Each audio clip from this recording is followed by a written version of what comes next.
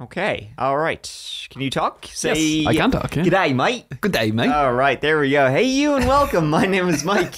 And this is yet another episode of the That Chapter podcast. I'm joined by my bosom buddy, Keith, Dirty Keith, Big K, Special K over here once again. How are you doing, buddy? Good. How's it going? How are you? I'm doing all right. You know, hanging in there, ready for another red hot episode of the TCP, the That Chapter podcast. We are just, Keith was showing me, we're about to hit 100,000 subscribers. We're very close. On the That Chapter podcast YouTube channel, which is very good. Thanks to everybody who's clicking that dirty little subscribe button. Means a lot to me and Keith. And keep a sharp eye on it, out on it too, because over the course of October, we might be adding some visual content. Like, we've made it to 100,000 on a visual platform without adding any visuals. Yeah. No, one. We recorded one, which was the listeners episode. We did. Very first one. Oh, yeah, that's right. Yeah, I know. But there will be more coming up. There will be more. Honestly, it is my dream to be at some stage able to like have a visual. I want to record every episode. Yeah. At some point down the line with like cameras and put in, slides or videos and stuff like that that's relevant to what we're talking about. But the thing is, it's like I already do that on my main channel and it takes up all of my time. It's like I'm not going to double my own workload. Why? Because I don't want to, frankly. Just do it, man. Nah. So who knows? Maybe we'll hire an editor or something. Okay. But you know what? That's all shit down the line. For now, it's just us straight into your earballs. So usual housekeeping. Okay, housekeeping. Witty banter. Double check. Charming entrance. Talking about. Okay, next thing I want to talk about is Mike's movie hour. Oh yeah, here we go. Which lasts a couple of minutes. Yeah. What have I watched recently? Because I said I wanted to keep this going over the next. Actually, I've been pretty lazy. I think I only have one movie to talk about. Okay. Since we last recorded, since last Mike's movie hour, which lasted about 5 minutes. A movie I watched recently, a horror movie, was a Korean movie. Okay. Called Exuma. Right. Okay. Now, is it dubbed or subtitled? Subtitles. Okay. I don't like watching dubbed movies. I like neither. Okay. If it ain't English, I ain't watching it. I just find it really hard. I'd rather subtitles, I think. The dubbing takes me out of it. Yeah, I agree. But then sometimes when the subtitles, I get so locked in and just reading them, I feel like I'm missing stuff. I watch everything with subtitles nowadays, though. You do, actually, I'm officially, I don't know what I am. A millennial, boomer? Who knows? Who knows? Gen Z, or they all do that now. I don't deal with labels, Keith, but I do label myself as somebody who watches shit with subtitles, no matter what it is. I don't know. I generally think it's something to do with, like, attention spans or shit. Right, okay. It's harder for me to... Keeps you focused. Yeah. Okay. It does, especially because, like, people, young people these days, they talk so fast. I can't keep up with what they're saying. So that's rich coming from mostly. Yeah, I know, who mumbles half the time. Yeah. So the movie Exuma, it's pretty good. The basic plot of the movie is it's this like rich guy and he's cursed. He's a cursed man. He's down on his luck. No, he keeps like hearing screams and shit like that, and it seems to be something that's hereditary. Okay. It's his father had it. Now he has it. Like nightmares, all that kind of stuff, and he just gave birth to a son, and he's worried his son is going to have it too. Okay. So he meets up with these shamans, or is it shamans? I say heyman to you. In Korea, where he's a Korean fella. Yep. And they're telling him, okay, yeah, it's all coming, you're cursed from your great grandfather, or maybe it's just your grandfather, whatever.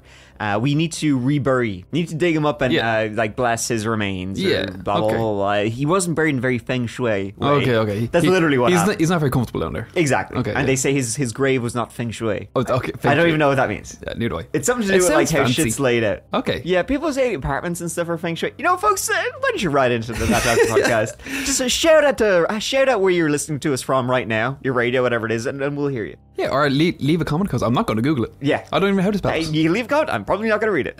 But so that's what it is. Anyway, whatever that is. Okay. So anyway, yes, they go and they dig up Grandpa, and stuff gets spooky. It's a pretty good movie. Do you know what it is? I found Exuma to be one of those movies. Let me ask you this, Hotshot. Okay. Do you ever watch a movie and you're like, while you're watching it, you're being reminded of a better movie? Do you ever have that? You're like, this is just like that other movie that's way better than this one. Yeah. So this happened a lot through this movie Exuma, in that there's another Korean movie which has a lot of kind of similar plot points, but it's way better. Let me speak on this, my friend. Okay, that movie is called The Wailing. Okay. It's a Korean movie. Again, it's fairly recent. It has a lot of similar plot points to Exuma, but it's... Remember you were saying, like, Long Legs, one of your favorite movies? Yeah. That was spot on, by the way. Yeah, I know. That's the like, whoa, the actual what am I doing recording talking over from there? last week, folks. I didn't make any noises. I just input the recording. The Wailing is one of my all-time favorite horror movies. Okay, it's absolutely brilliant. So that's and Exuma just kept reminding me of this and made me want to watch this movie. So Keith, you got to check out The Wailing. I think it's on Netflix at the moment. Right. Okay. Which movie are you telling me to watch? Okay, watch The Wailing. Wailing first and then Exuma. Well, you can kind of skip Exuma. Just watch The Wailing. Okay. All right. Okay. The Exuma Long story is short, not a bad movie, yeah. but it's worse than The Wailing. Got it. So Okay. just watch that instead. Okay. The story of The Wailing, Mike's movie. We're having a Korean horror night tonight. Okay, And let the record show I'm waggling my pointer finger. Keith's enjoying it a lot. I can tell. So the story of Exuma is it's set in this remote Korean village. No, wait. The Wailing. Oh shit! Now I'm getting confused. The Wailing. I don't know why you started with Exuma if you're going to talk about The Wailing. I don't know. Go on. Keith, I don't know where I am anymore. The story of The Wailing, it's set in a small Korean village, rural. Yeah. The Wailing is from the main character in the movie is this cop. He's kind of like a bumbling small town police officer. But then, shit starts going down, and there's some like murders in his small village where this stuff doesn't happen, and people are going crazy and killing each other, like killing their family members. Right. So, he goes to one of the crime scenes and they're pulling out this person who just went psychopath, and they're like frothing at the mouth. Yeah. And I know what you're thinking, and this is what I thought as well. Right. Zombies. Yeah, that's where my head went. No? It's not. Okay. It's not. That's not a zombie movie. Right, Because okay. all these weird events have coincided with the Japanese man who moved into town. A whale. No? No, it's... yeah. That would actually be a good pun on the name. That's a good twist. That's an M. Night It is, Shyamalan twist. Yeah. Hey, classic. By the way, yeah, that's funny because both Exuma and The Wailing have evil Japanese men in them. Boy, oh boy, Korean people in their movies. Yeah. Japanese are always evil in them. But The Wailing is an excellent movie. It's one of those movies where like you think this is it, but it's not. It goes kind a of different keeps twisting throughout the entire movie, Okay. like to the point where you don't know what's real anymore. Like you don't know who to believe. Yeah, okay. I thought I was on the edge of my seat right till the credits rolled. 2 thumbs up for The Wailing. Okay. I'll suck it up and my issues with dubbing and subtitles, and I'll watch the movie. Yeah. For you, Mike. Thank for you. I appreciate that.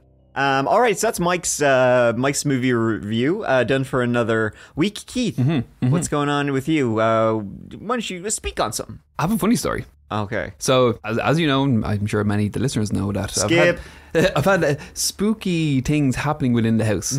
So I was downstairs and my daughter ran into the room and she was terrified. And she was like, there's somebody in the hall. I was like, what? And she's like, there's a man in the hall. Whoa. I was like, where? It's like, I'll show you. It's like, I don't want to go. But I was like, okay, this is good content. Let's go. Okay. So she grabbed my hand and she was walking me out to the hall. She was like, there's the man. I was like, where? She's pointing to the corner. I was like, oh my God, where?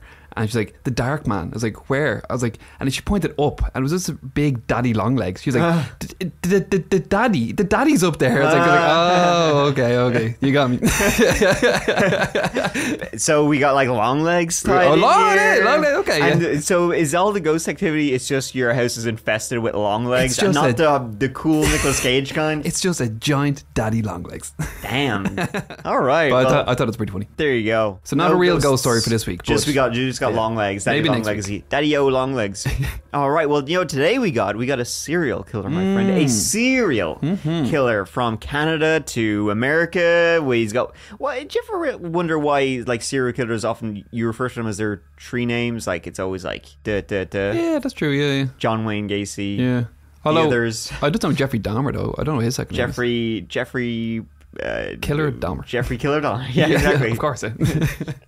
All of them. Ted Ted Hamburger Bundy. Ted Burger Bundy. That's what they call him. Well, today we got Keith Hunter Jesperson. Now, this is a weird-ass story. It's pretty horrifying, and it takes a lot of twists and turns. I'd heard of the story of the Happy Face Killer, Keith Hunter Jesperson. Heard about him quite a few times.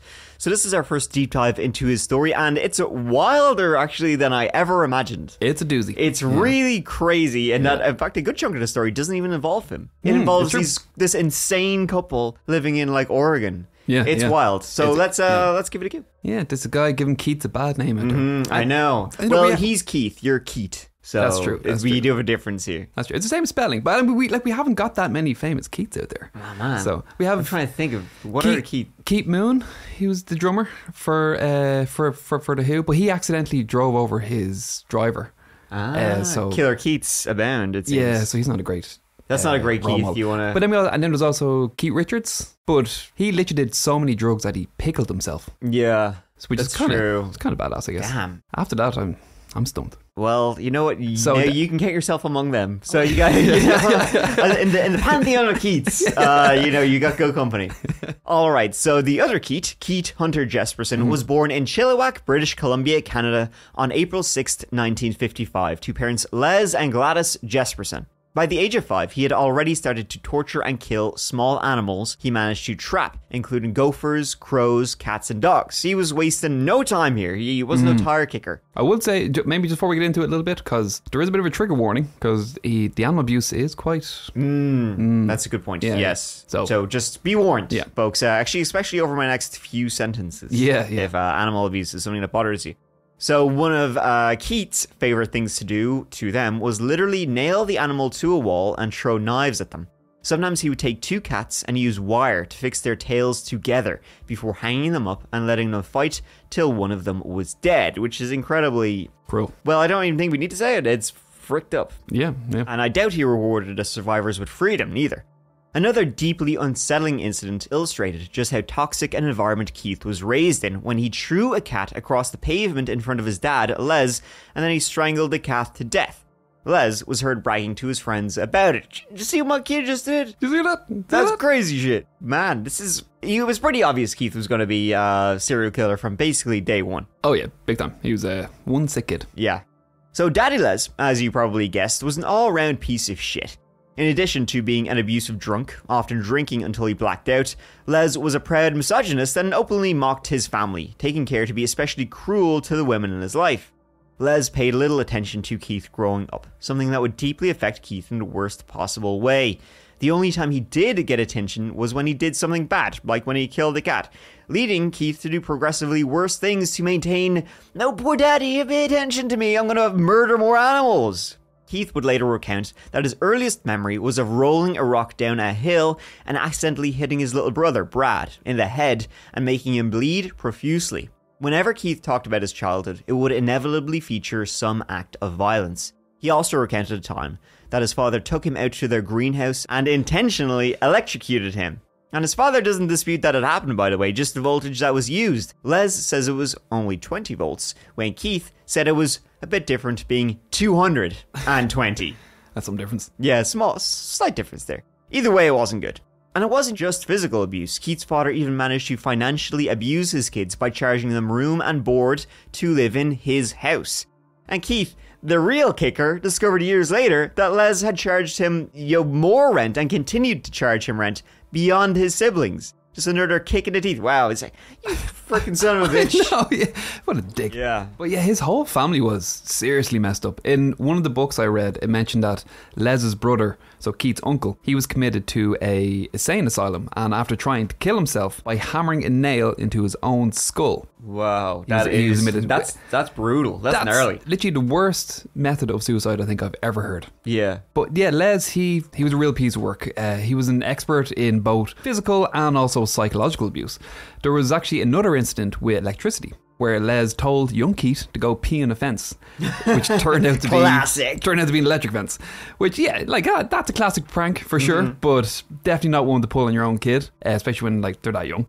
You never knew what to expect from Les either, or how he would react. You mentioned Les, he bragged about Keith killing a cat, but then when Keith killed a duck, apparently that was Les's favourite duck, and he beat the living daylights out of him. Yeah. Not that duck. Yeah, that's not my favourite duck. So on top of the abuse from his father, Keith's mother, she wasn't much better either. Like, first of all, she let it all happen, and clearly she favoured her 2 daughters. Yeah. She was also extremely religious. So she came from a strict puritanical background, which I'm sure wasn't easy to live with, and anything remotely related to sex was completely forbidden in the house. Hey, Sure. you don't want to talk about not being eeasy to live with. Ask them Salem witches. Oh, of their hey. puritanical Massachusetts. Now who's bringing it in? Oh, frick. Yeah. I just set him off. You've opened the gates, my friend. But yeah, like sure, Les, he wasn't even allowed to see his own wife naked. But yeah, Jesus. I know, right? Wow, like, that's weird. She was strict. Yeah. And Keith, he ended up learning about the birds and the bees by watching the local wildlife. No wonder Les was so angry all the time. Right, I know. Like, I guess like with Keith then, like this combined with like the strict religious upbringing, combined with torturing animals and the daily beatings from his alcoholic father, I'm sure this had something to do with shaping him into the monster that he became. Perhaps, Yeah. Keith. You might be onto something. We'll see. Let's let history decide on that one. Before Keith turned 9 years old, Les moved the family from Canada to the United States. I mean, with his favourite duck gone, Lil Quacker, he's no reason to stay in Canada anymore. And that's when they settled into a Washington trailer park.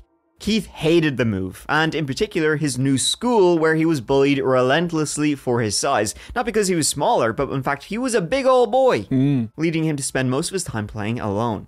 In 1964, when Keith was 9, he insulted a woman by calling her a bitch and was attacked by the woman's son for it, rightfully so. He was punched to the ground and kicked on the ground. To add further insult to injury, when his father found out about the incident, he also beat the hell out of Keith until he literally couldn't scream anymore. The beatings by his father were apparently a common occurrence, with lashings being his father's go-to punishment for even the slightest infraction. Keith would often take the blame for other kids too. He became friends with a boy called Martin, who would often get into trouble and blame everything on Keith, who then would be, you guessed it, knuckle sandwich from Les for dinner. After one too many beatings taken on his behalf, Keith set about taking out his frustrations on Martin, a case of double it and give it to the next person. As Keith said, he would have killed Martin if his father hadn't pulled him off the boy. His relationship with Martin was indicative of all his childhood relationships. Keith was easily led and picked up a lot of bad habits from those around him, both his peers and his elders. In 7th grade, Keith befriended a boy named Tom Hager who taught him how to shoplift, something that Keith made a bit of a favourite pastime. With Martin though, so when he attacked Martin at that time, like you said, he almost killed him. He jumped on him and he choked him until Les had to pull him off. But by the time Les did, Martin, he was completely unconscious on the ground. And this wasn't the only time in Keith's childhood that he nearly killed someone. On another occasion, after being bullied by a kid, Keith, he got his revenge at a local swimming pool by holding the boy underwater until a lifeguard had to physically drag him off. In later interviews, when reflecting on these incidents, Keith said he remembered envisioning himself as 2 different people. So he had the normal side, which stood by and watched, while the angrier side took control. So this retreat into an imaginary world, while his violent side dominated, was something he called Keith's world. That's where you are every single day. I know, yeah. It's a fine place. And the abuse didn't stop at home. Keith's entire childhood seems to have been utterly horrific. And while that definitely doesn't excuse him from the terrible things he'd go on to do, it certainly goes some way towards explaining why he became the type of person who would do the kind of things he would eventually end up doing. When his age had only just hit the double digits, Keith and several other neighborhood kids were forced to strip in front of a neighbor who then tried to assault them. Keith managed to run away, so God only knows what would have happened if he hadn't. Well, I'll tell you what happened. Keith's world. So not all the boys, they managed to get away. Keith, he later said that he asked one of the boys who was left behind what happened. And I guess, like, without going into too much detail, the boy was subjected to extreme sexual violence. But the boy, he told his father, but his parents urged him to stay quiet about it. Apparently, though, after that, the neighbour was never seen again. Oh. So, yeah, never really know what happened there. But yeah, so this story has all sorts of horrifying side quests. Yeah. It's really like this story is all like the underbelly of society throughout this entire story. Everybody in it's kind of like, I don't know. This is a story that gives you kind of a sticky feel. Throughout his childhood, Keith showed an astonishing lack of impulse control, and this wasn't helped by his father's parenting, or lack thereof, which included giving his obviously troubled kid a BB gun. Now, Keith was not the type of person who should have been given any type of firearm, real or no, and he proved that very quickly by taking to shooting at several of his neighbours. He even shot one neighbour in the balls, which, I mean, I'd be angry if it happened to me, but it didn't, so it's pretty funny. In his attempt to complete his serial killer bingo card, Keith also developed a habit for arson and a fascination with fire, something he apparently inherited from his grandfather, who was, a bit of a firebug. Yeah, all he needs now is to wet the bed and he's hit the serial killer trifecta. And I have no doubt he did. As a teen, Keith's predilection for pyrotechnics grew even more dangerous when he began building and playing with improvised explosive devices. In particular, Keith loved to develop pipe bombs, and this is like when he was still a teen and he's inventing all this kind of shit. So in a massive shock to absolutely no one, Keith wasn't exactly a hit with the ladies. In fact, he wasn't really a hit with anyone. He had a tendency to go too far, never knowing the limits of when to stop. Someone said that he would approach girls only to be rejected right before he finished the sentence. So he'd just be going like, "Hi, I'm going to stop you right there." Yeah. No. Yeah. That is very funny. Yeah. Keith's life is actually, in fairness, it's pretty funny. Yeah. If you have a very dark sense of humor, it's pretty funny. I mean, like, just add a comedy. If you added a couple of laugh tracks into it, like it'd be. It's kind of like, when you see Seinfeld without the laugh tracks, it's a bit dark. Psycho. But then you add them back in, it's quite funny again. Yeah. Lighthearted. It's like that thing that was on YouTube. It's like Ross Geller is a psychopath. Yeah. Like all of his jokes just remove the laugh tracks. Like he's actually a serial killer or something. What's that one? Everyone Loves Raymond. When you take out the laugh tracks out of that, it's just like this guy just like abusive to his wife. Yeah. So that's kind of like what Keith Jesperson's life is like. It's a sitcom with the laughter tracks removed. Yeah. Regina, adding some laugh tracks. Yeah.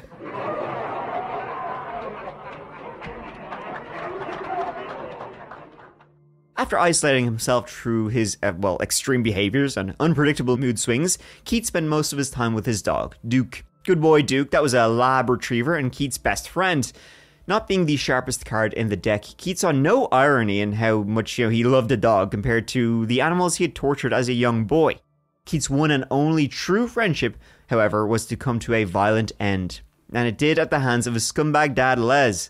Les told Keith that the dog had gotten into a cabinet and eaten rat poison, when in truth, Les had actually shot the dog because he thought the dog looked lame, and rather than, just taking it to a vet or something, Les thought it would be a better idea to just kill the dog. Obviously, that didn't sit well with Keith and pushed him further into acting out on his own violent tendencies.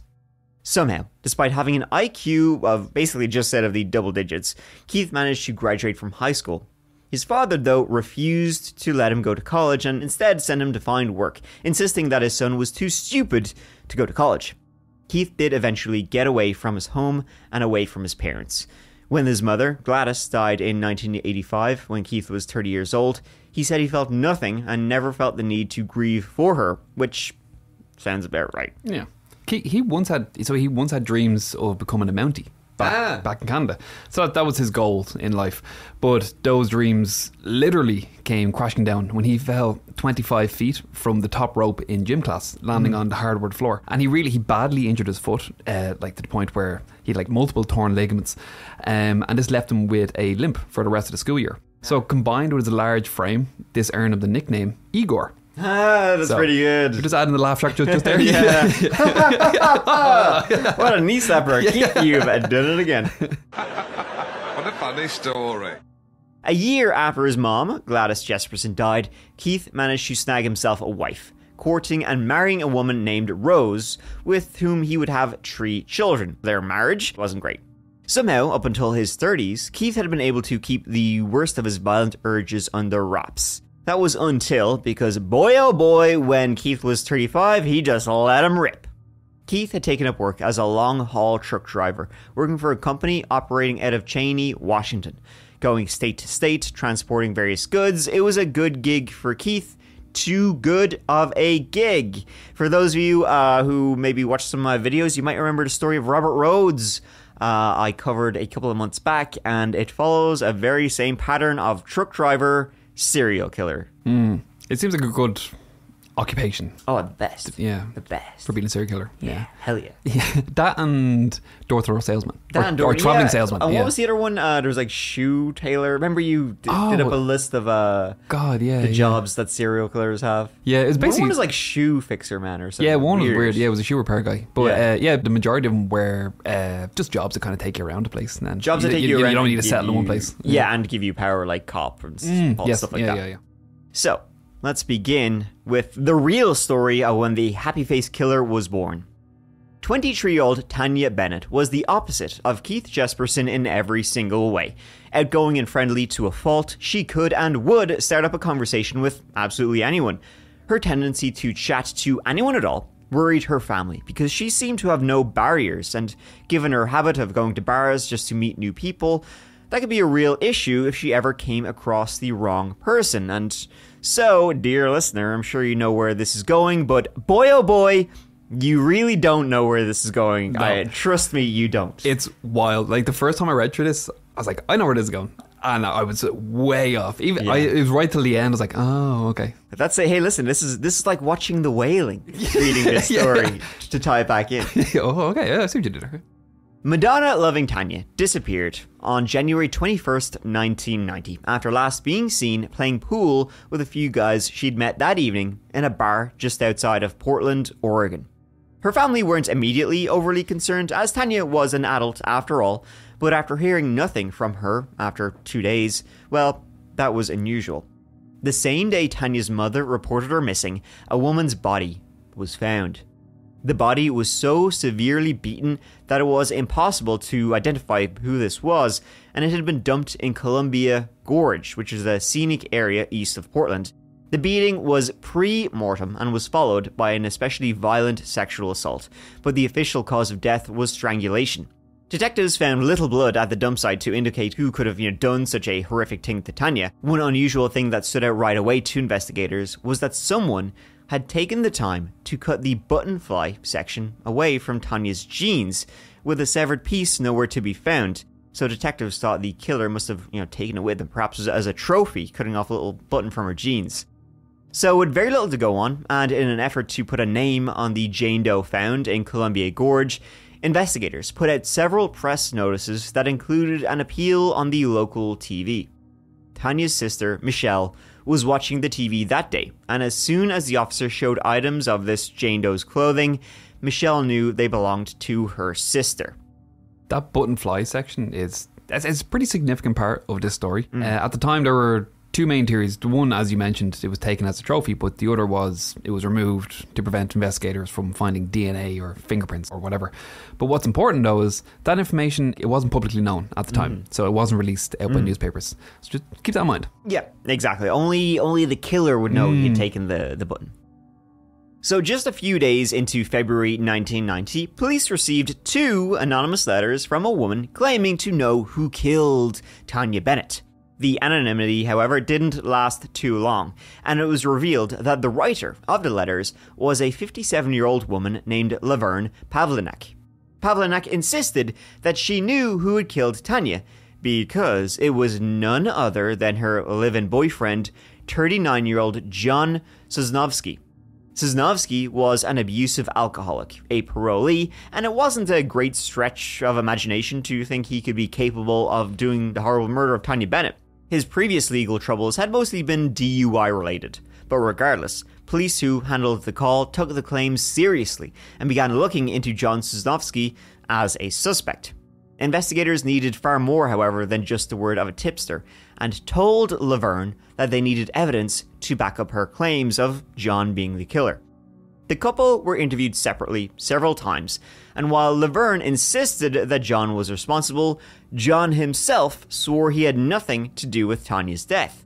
A search of Laverne and John's home turned up a mighty suspicious find, however, in the form of a note hidden inside a book of John's that said, T. Bennett, good peace. Well, ladies and gentlemen, we got him. That was enough for investigators to ask John if he'd take a polygraph test, which he did. Now, of course, I don't think any listeners need to know how much bullshit a polygraph test is, but, well, he bombed it, and he bombed it hard. Yeah, just lawyer up. Yeah, no matter always what. is lawyer. Always up. get lawyer. They only use polygraphs as intimidation technique. Yeah. It's like, oh, you failed it. Well, that doesn't mean anything. It's not provable, but just makes you feel it's- more guilty. Yeah, it's admissible essentially. in court, isn't it? Yeah. You can't use it. No, I think it is admissible in a couple of states, but largely it's not. Right, okay. And largely it's just bullshit anyway. A few days later, Laverne called detectives again. This time, she'd made a discovery. Hidden in the boot of John's car, she'd found a section of women's blue jeans.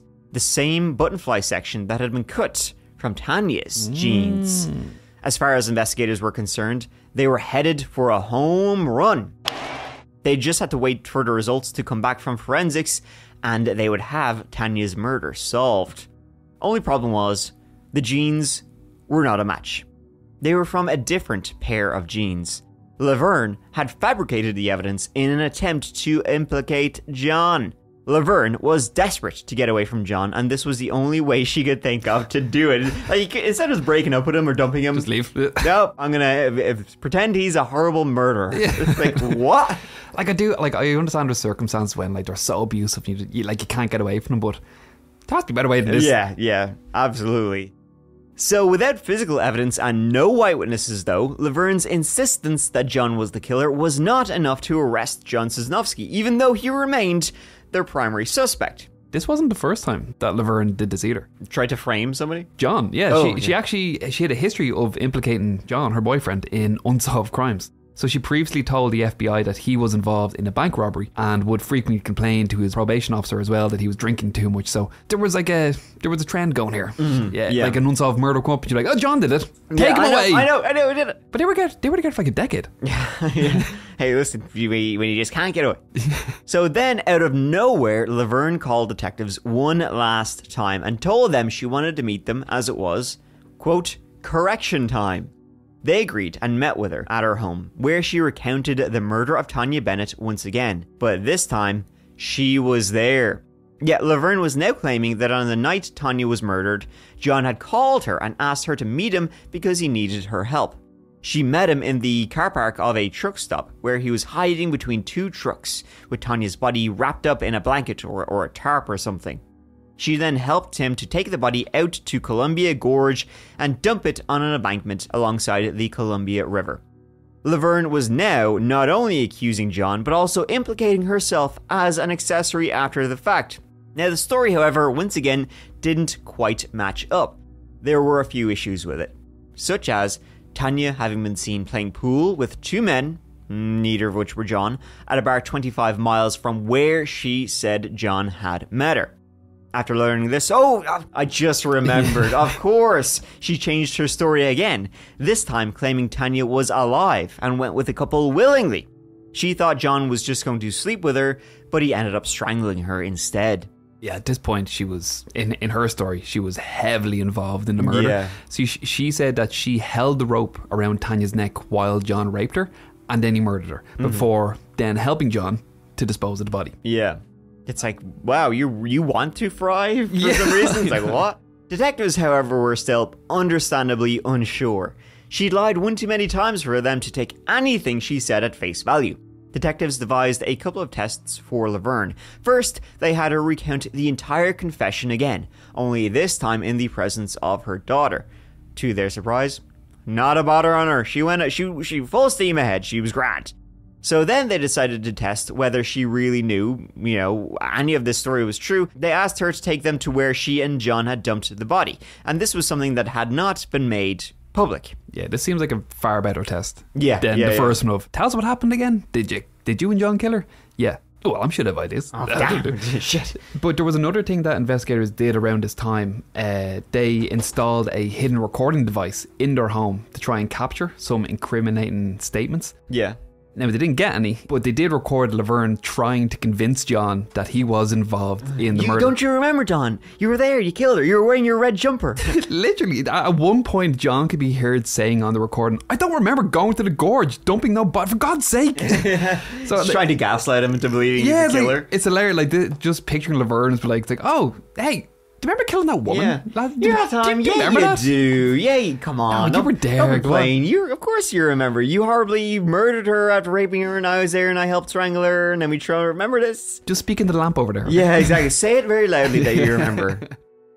So this time then they decided to get Laverne to take them to where they had dumped the body. And as they drove along the highway, the detectives were feeling a little smug as they drove past the point they needed to turn off. That is, until Laverne told them to stop and turn around. They'd missed it. They obliged and went back on themselves. This time she told them to turn off and they needed to get out. As they walked, she pointed and said, "There." She pointed to within 10 or so feet of where Tanya Bennett had been discovered.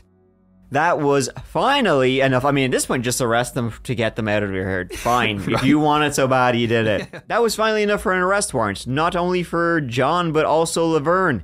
A year and a day after Tanya's body had been recovered, the Laverne Pavlinek's trial began. Astonishingly, it began with Laverne recanting. "Oh yeah, remember the time I tried really, really hard to convince you I killed?" Yeah. Actually, that was a lie. I was just joking. I was being sarcastic. Duh. Whoa, it's just a prank, bro. It's just a prank. She recanted everything she had previously claimed. She talked about planting the good peace note and the section of fabric she'd taken from a pair of her old jeans. But how did she know where exactly the body had been dumped? Well, not only had the papers said, where the body was found, that it was 1.5 miles from a landmark, Laverne would have known the area, but when the body was actually being recovered, an officer had used red spray paint to mark a large X on the road to tell other law enforcement officials where to go.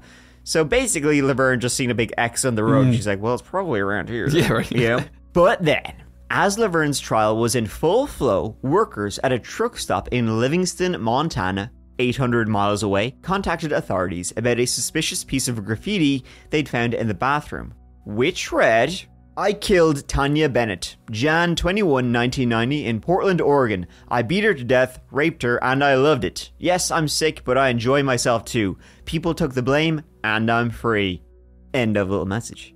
Days apart, a second similar piece was found scrawled in a bathroom in Umatilla, Oregon.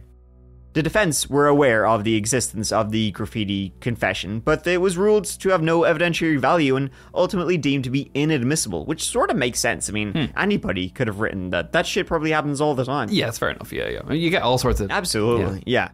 Prosecutors were able to argue, it was far too easy for a friend or relative of John or Laverne's to have written it to throw the trial off and introduce doubt. The graffiti being thrown out was the final nail in the coffin, and Laverne's chickens all came home to roost when she was found guilty and sentenced to life in prison, with a minimum of 10 years before she could be considered for parole, based largely on her taped confession. Laverne, be careful what you wish for, because it might just happen. Well, if it isn't the consequences to my own actions. Yeah, which I was desperately trying to get.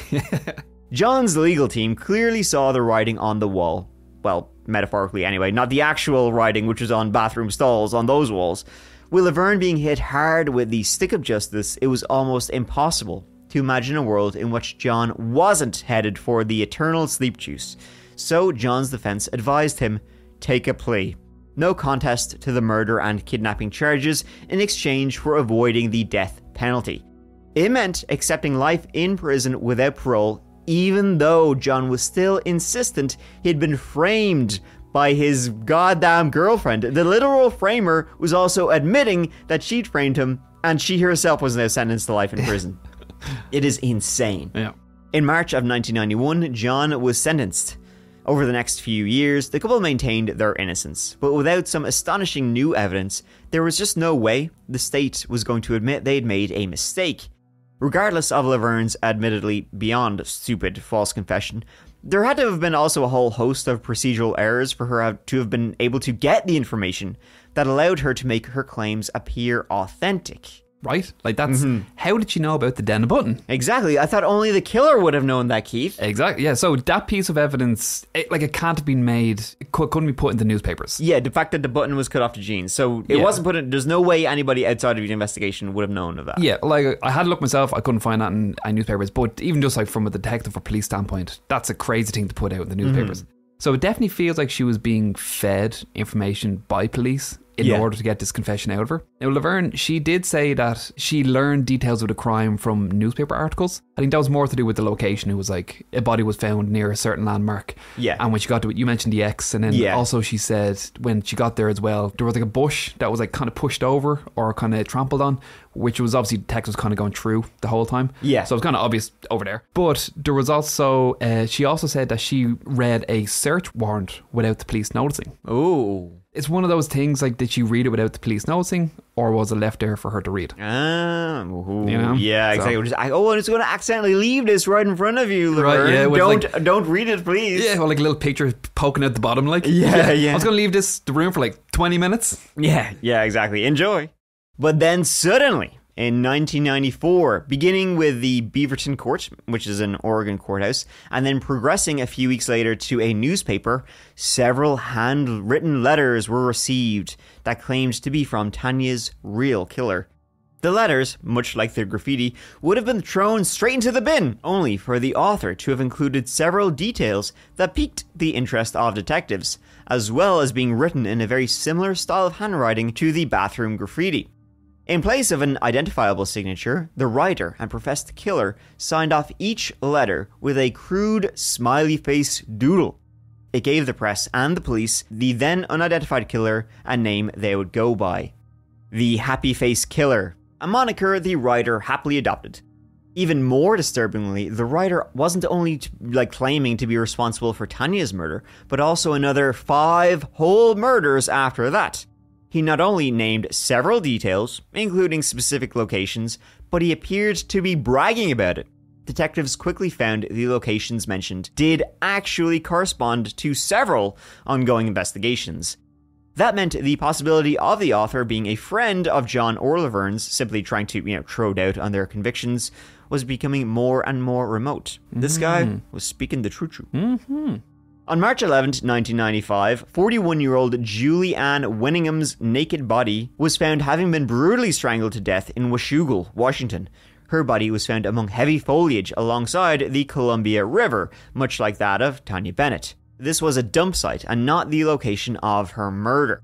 Tape residue on Julie's mouth indicated she had been restrained before being killed. This also provided another link to previous murders and the claims of the murderous mystery writer, who had included details of using duct tape on his other victims.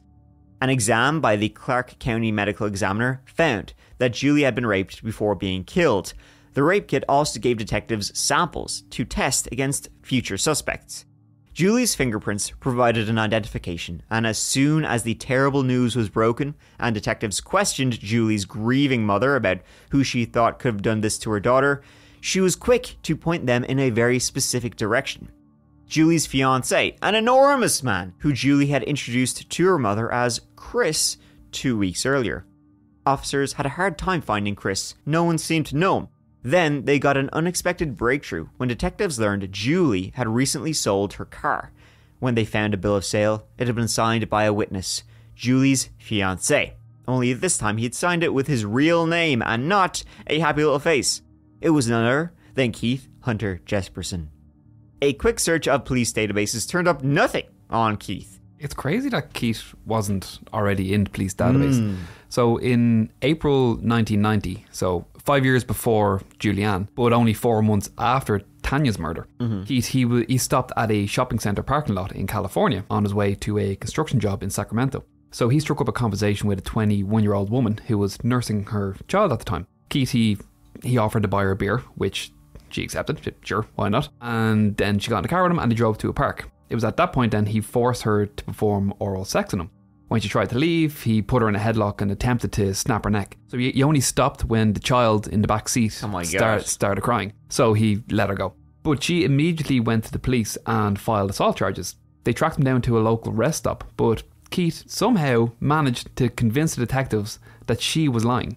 So he argued that he had given her his name and the name of the construction company that he worked for. And why would he do that if he was planning on raping her or sexually assaulting her? Of course. That doesn't make sense. Yeah. And shockingly, the detectives, they believed him and they let him go without any further action. That's disgusting. Isn't it? Yeah. He should have been stopped so many times before this. For sure. The case was getting derailed, just the incompetence of the police. There was a lot going on. Yeah.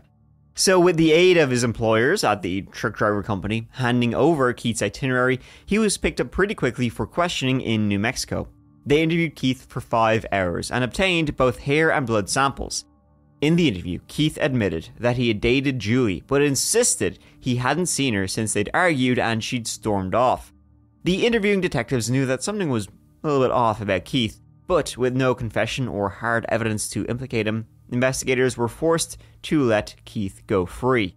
One of the interviewers, Detective Rick Buckner, gave Keith his contact info and told him, call me if you think of anything that might be useful.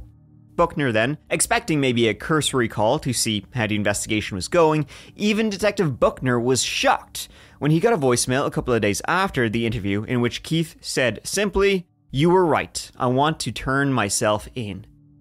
Soon after the confrontation, Keith claimed to have attempted suicide twice, but failed. Clearly, he knew the end was nigh.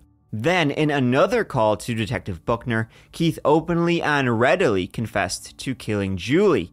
He also gave them details about his life on the road, how he lived out of his truck cab, and of course, Detective Buckner contacted Multnomah County Police and informed them of Keith's confession, that he could well be responsible for the murder of Tanya Bennett, a crime they already had 2 people in prison for. Except, Keith was telling the truth, so that's 2 innocent people. But as I said, not innocent of being stupid, that's for sure.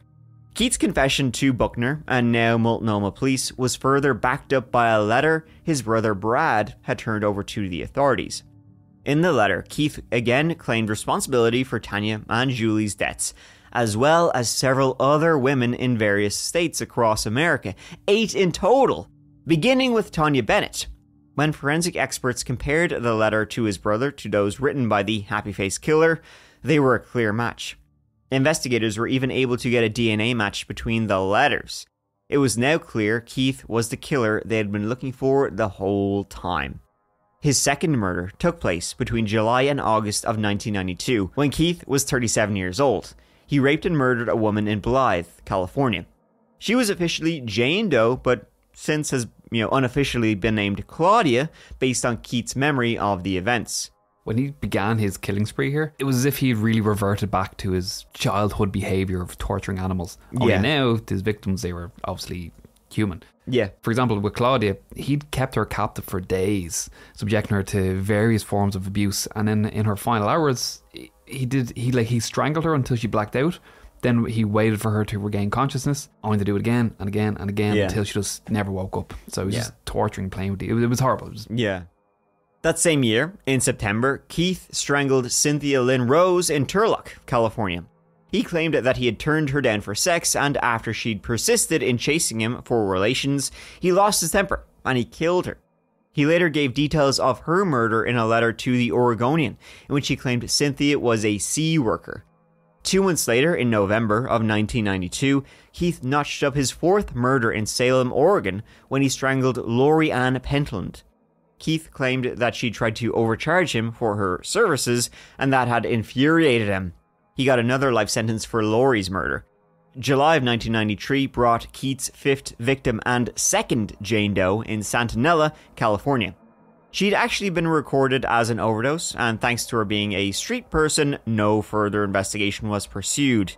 The 6th victim was a 3rd Jane Doe in September of 1994, this time in Crestview, Florida. Keith claimed she had told him her name was Suzanne. She was finally identified as Suzanne Kellenberg.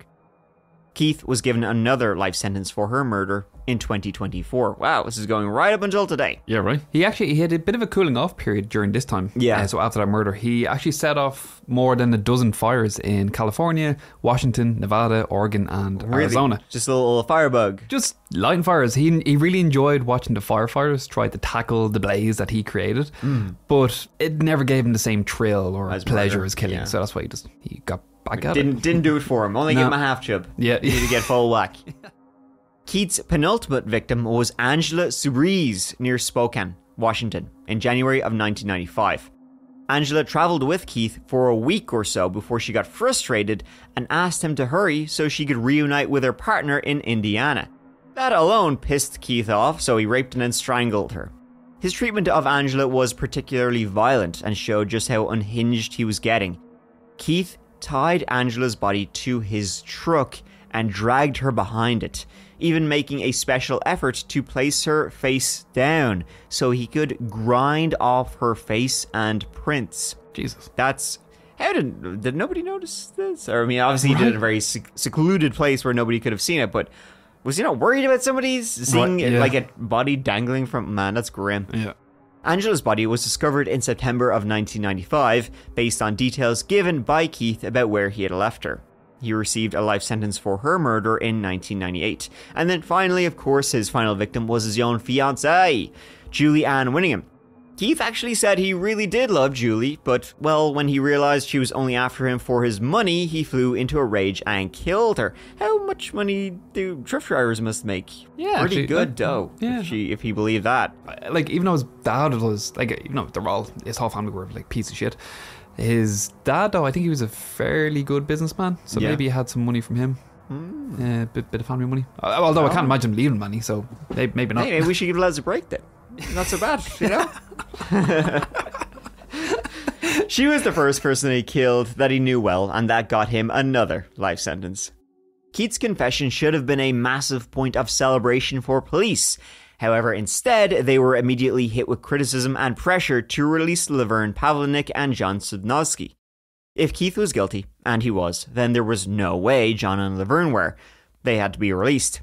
At least initially, though, however, prosecutors said, well, let's slow our roll here. You know, you never know. They're already in prison. Exactly. Yeah. What do you want to do? I have to go in there and like, open the door.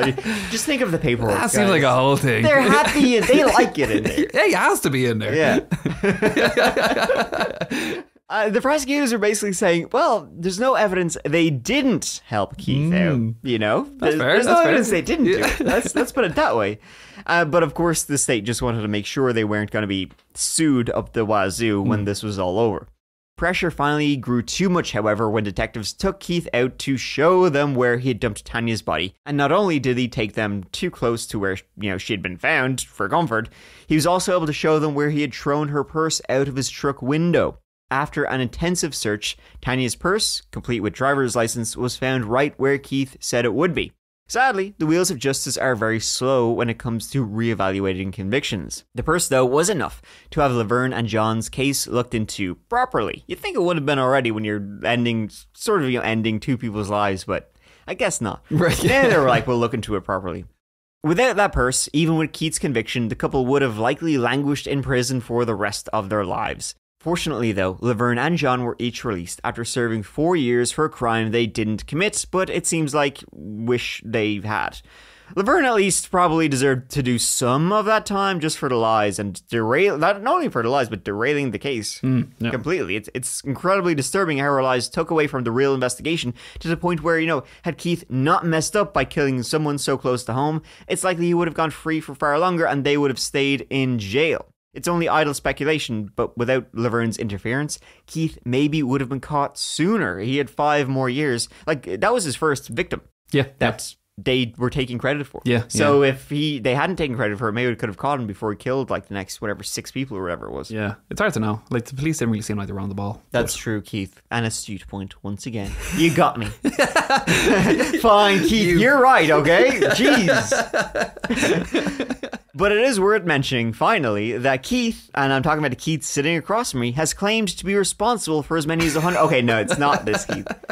But Keith Jesperson claimed to be responsible for as many as 160 murders. But given that he had to be banned from giving in-person media interviews, it's likely he was just getting off on the attention. And it's probably a gross exaggeration, but it's not a gross exaggeration to say he is a gross piece of shit. That is very true. Yep. And that is the story of Keith Hunter Jesperson, the happy face killer. I wonder if he's got a happy face right now. Not so happy. Hopefully not. Anymore, motherfucker. Yeah. All right. There you go. Keith, final thoughts. Oh, sorry. Miles away in Keith's world there. Yeah, once again. All right, folks. Thank you so much for listening. Means a lot to me. Means a lot to the guy sitting across from me. Thanks so much, by the way. I think we hit 100,000 subscriber-onies on YouTube. So thanks for that, folks. Please give it a go. As we said, we'll probably be posting more stuff there soon on the YouTube channel. So check it out. It's just That Chapter Podcast on YouTube, and you can find us on all podcast platforms, which is probably where you're listening to us talking right now. All right, thanks guys. I'll see you. Bye.